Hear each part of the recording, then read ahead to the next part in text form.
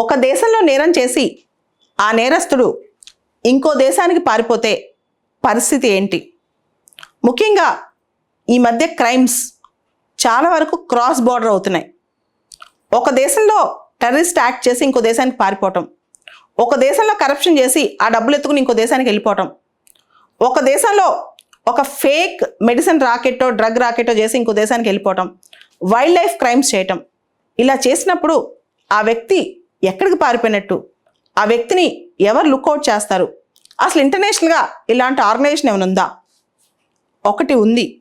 పూర్తి స్థాయిలో అది లా ఎన్ఫోర్స్మెంట్ ఏజెన్సీ కాకపోయినా దేశాల మధ్య కోఆర్డినేషన్కి, దేశాల మధ్య కమ్యూనికేషన్ పెంచడానికి, దేశాల మధ్య కొలాబరేషన్ పెంచడానికి అదే ఇంటర్పోల్. ఇంటర్పోల్ గత కొన్ని రోజులుగా న్యూస్లో ఉంది. ఈ రోజున ఇంకా న్యూస్లో ఉంది అన్ని న్యూస్ పేపర్లో. దానికి ప్రధానమైన కారణం ఇంటర్పోల్ 90వ జనరల్ అసెంబ్లీ మీటింగ్ న్యూఢిల్లీలో జరుగుతుంది. నిన్న మోడీ గారు ఆ మీటింగ్కి వెళ్ళి స్పీచ్ కూడా ఇచ్చారు. ఇంటర్పోల్ అనే సంస్థ ఇంటర్నేషనల్ క్రిమినల్ పోలీస్ ఆర్గనైజేషన్. దీని హెడ్ క్వార్టర్స్ ఫ్రాన్స్లోని ప్యారిస్లో లియాన్ దగ్గర ఉన్నాయి.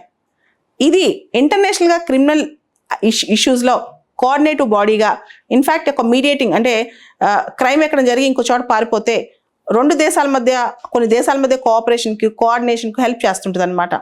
దీనికి సంబంధించి నిన్న మోడీ గారు ఒక మాట చెప్పారు స్పీచ్ ఇస్తూ ఆ జనరల్ అసెంబ్లీ మీటింగ్లో. ఇంటర్పోల్ తన రెడ్ కార్నర్ నోటీసులు చాలా స్పీడప్ చేయాలి, డిలే ప్రాసెస్ కాకుండా. ఒక దేశం నుంచి ఇంకో దేశానికి తప్పు చేసి పారిపోయినప్పుడు వాళ్ళు ఎట్టి పరిస్థితుల్లో క్షమించకూడదు.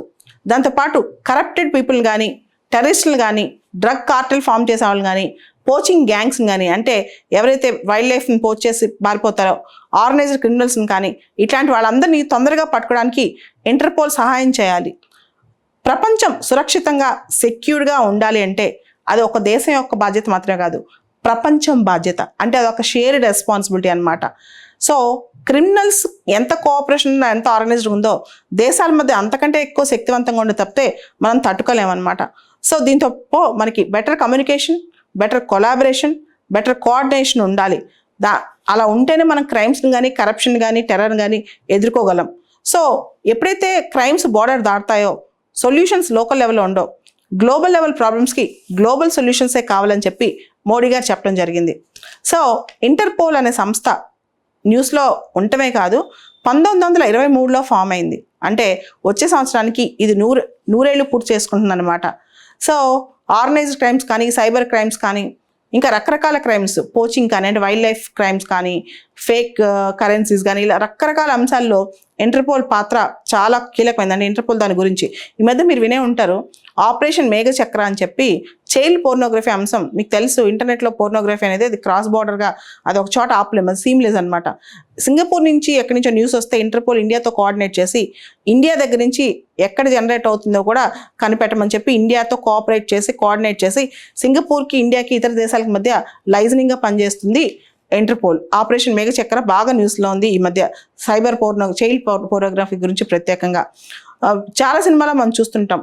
పెద్ద పెద్ద gangsters like robin hood movies కానీ, బిల్లా మూవీ కానీ ఇంటర్పోల్ నోటీసులు అని చదువుతుంటాం అనమాట. ఇంటర్పోల్ అంటే ఇంటర్నేషనల్ క్రిమినల్ పోలీస్ ఆర్గనైజేషన్ అనమాట. సో దీని రిలవెన్స్ రోజు రోజుకి పెరుగుతుంది. కానీ దీని యొక్క పాత్ర పెరుగుతున్నప్పటికీ కూడా పనితీరు మాత్రం చాలా స్లో డౌన్ అవుతుంది అనమాట. కాబట్టి ఇంటర్నేషనల్ క్రిమినల్ పోలీస్ ఆర్గనైజేషన్ లేదా ఇంటర్పోల్ చాలా ఎఫెక్టివ్గా పాత్ర పోషించాలని చెప్పి కూడా మోడీ గారు, అనేక మంది లీడర్స్ కోరుకున్నారు. అయితే ఇంటర్పోల్ ఒక లా ఎన్ఫోర్స్మెంట్ ఏజెన్సీ కాదు. ఉదాహరణకి ఒక దేశంలో స్టేట్ పోలీస్ ఉందనుకోండి, ఒక దేశంలో రకరకాల రాష్ట్రాల పోలీస్ ఉంటుంది. ఒక పోలీస్కి ఇంకో పోలీస్కి మధ్య, ఒక రాష్ట్రం నుంచి ఇంకో రాష్ట్రం కమ్యూనికేషన్ సిస్టమ్ కొంత ఉంటుంది లా అండ్ ఆర్డర్లో. కానీ ఇంటర్నేషనల్ ఒక దేశానికి ఇంకో దేశానికి మధ్య కోఆర్డినేషన్, కోఆపరేషన్, కొన్ని సందర్భాల్లో డిప్లొమాటిక్ రిలేషన్స్ ఉండవు, కొన్ని సందర్భాల్లో ఎక్స్ట్రాడిషన్ ట్రీటీస్ కూడా ఉండవు. ఎక్స్ట్రాడిషన్ ట్రీటీ అంటే ఒక దేశం నుంచి ఇంకో దేశానికి తప్పు చేసి పారిపోతే ఆ పారిపోయిన నేరస్తుడిని మళ్ళీ తిరిగి తప్పు చేసిన దేశానికి తెప్పించుకోవడం ఎక్స్ట్రాడిషన్ ట్రీటీ అంటారు. అవి కూడా లేని పరిస్థితుల్లో ఏంటి పరిస్థితి అంటే ఇంటర్పోల్ ఎలాంటి పరిస్థితిలో ఉన్నా సరే కోఆపరేషన్కి ముందుంటుంది అనమాట. 194 కంట్రీస్ ఇంటర్పోల్లో సభ్యులుగా ఉన్నాయి. భారతదేశం కూడా ఇంటర్పోల్లో మెంబరే. కాకపోతే ఇంటర్పోల్ కొంత డిలేడ్గా వర్క్ చేస్తుందని చెప్పి అన్ని దేశాల అభియోగం. ఇండియాలో ఇంటర్పోల్కి లైజనింగ్ ఏజెన్సీస్ సిబిఐ అనమాట. అసలు మన సిబిఐకే స్టాట్యుటరీ పవర్స్ లేవు. అలాంటి ఇంటర్పోల్తో కోఆర్డినేషన్లో సిబిఐ ఎంత ఎఫెక్టివ్గా పనిచేస్తుంది అనేది కూడా పెద్ద ప్రశ్నే. ఇంటర్పోల్ తన నోటీసెస్ ద్వారా వర్క్ చేస్తుంటుంది అనమాట. ఇంటర్పోల్ నోటీసెస్ చాలా ఇంపార్టెంట్ క్వశ్చన్ మన ఫిల్మ్స్లో కూడా. Red notice, green notice, blue notice, black notice, yellow notice, ఇలా ఆరెంజ్ నోటీస్, పర్పుల్ నోటీస్ ఇలా ఉన్నాయి అనమాట. ఈ లిస్ట్ మొత్తం మనం చూసుకోవాలి.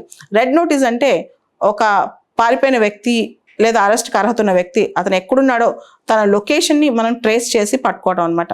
దాన్నే రెడ్ నోటీస్ అంటారు. గ్రీన్ నోటీస్ అంటే to warn about a person's criminal activities. ఈ పర్సన్ క్రిమినల్ యాక్టివిటీ ఉంది, ఇతని పైన అనుమానం ఉంది, పబ్లిక్ సేఫ్టీకి ఇతని థ్రెట్, కాబట్టి ఇతని విషయంలో మనం జాగ్రత్తగా ఉండాలనేదే గ్రీన్ నోటీస్ అనమాట. బ్లూ నోటీస్ అంటే to locate or identify or obtain information of a person who has some special criminal investigation charges అనమాట. ఆ వ్యక్తి ఎక్కడున్నాడో తెలుసుకోవటం, అది బ్లూ నోటీస్. తెలుసుకోవటం, ఆ వ్యక్తి ఇన్ఫర్మేషన్ తెలుసుకోవటం, ఆ వ్యక్తిని ఐడెంటిఫై చేయటం. ఎల్లో నోటీస్ అంటే మిస్సింగ్ పర్సన్స్ గురించి జనరల్గా తెలుసుకోవటం అనమాట. బ్లాక్ నోటీస్ అంటే జనరల్గా డిజాస్టర్ మేనేజ్మెంట్ టైంలో అన్ఐడెంటిఫైడ్ డెడ్ బాడీస్. ఇప్పుడు బ్రహ్మపుత్ర నది ఉంది, దానికి వరదలు వచ్చాయి. ఒకసారి చైనాతోనో ఇండియాకి సంబంధించి ఒక ప్లేస్ నుంచి ఇంకో ప్లేస్ డెడ్ బాడీస్ వెళ్ళటమో, లేకపోతే బంగ్లాదేశ్ ఇండియాకి సంబంధించిన ఇష్యూస్ అవుతామో, ఆ టైంలో డిజాస్టర్స్ టైంలో మిస్సింగ్ డెడ్ బాడీస్ ఐడెంటిఫై చేయడం ఉంటుంది, అది బ్లాక్ నోటీస్. ఇట్లా రకరకాల నోటీసులు ఉంటాయి. Red, green, blue, yellow, black, orange, purple, ఇలాంటి నోటీసులు. సో ఇండియా విషయానికి వస్తే India is a member of ఇంటర్పోల్లో ఇండియా మెంబర్ అనమాట. రీసెంట్గా ఇంటర్పోల్ ఒక డేటాబేస్ మెయింటైన్ చేస్తుంది, ఐఫెమిలియా డేటాబేస్ అని చెప్పి. సో ఇది ఏంటంటే DNA matching to identify the missing persons ఎవరైతే ఐడెంటిఫై కాలేరో వాళ్ళ కోసం మ్యాచింగ్ కోసం డిఎన్ఏని డేటాబేస్ కాపాడటం అనమాట. సో రీసెంట్గా ఇప్పుడు జరుగుతున్న 90th జనరల్ అసెంబ్లీ మీట్ యొక్క మోటిఫ్ అంటే దాని యొక్క సింబల్ ఏంటంటే కోనార్క్ సూర్యదేవర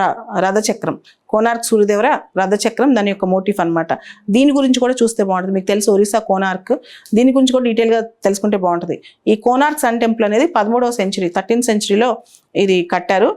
దీని గురించి కూడా మీరు డీటెయిల్గా చదువుకుంటే, ఎందుకంటే దాని యొక్క మోటిఫ్ కోనార్క్ సూర్యదేవర రథచక్రాలు కాబట్టి మనం చూసుకుంటే బాగుంటుంది. దాంతోపాటు సిబిఐ ఏ విధంగా ఇంటర్పోల్తో కోఆర్డినేట్ చేసుకుంటుంది, హౌ ఇట్ వర్క్స్ అనేది. ఇండియాలో ఇంతకుముందు దావూద్ ఇబ్రహీం కానీ, చోటా షకీల్ కానీ, హఫీజ్ సయ్యద్ కానీ వీళ్ళకి సంబంధించి కూడా ఇండియా చాలా సందర్భాల్లో ఇంటర్పోల్ని కోరింది వీళ్ళని ఎతికి పెట్టమని చెప్పి. కొన్ని సందర్భాల్లో నోటీసులు బాగానే జారీ చేశారు, కానీ అవన్నీ అన్ని సందర్భాల్లో ఇంటర్పోల్ సక్సెస్ కాలేదు.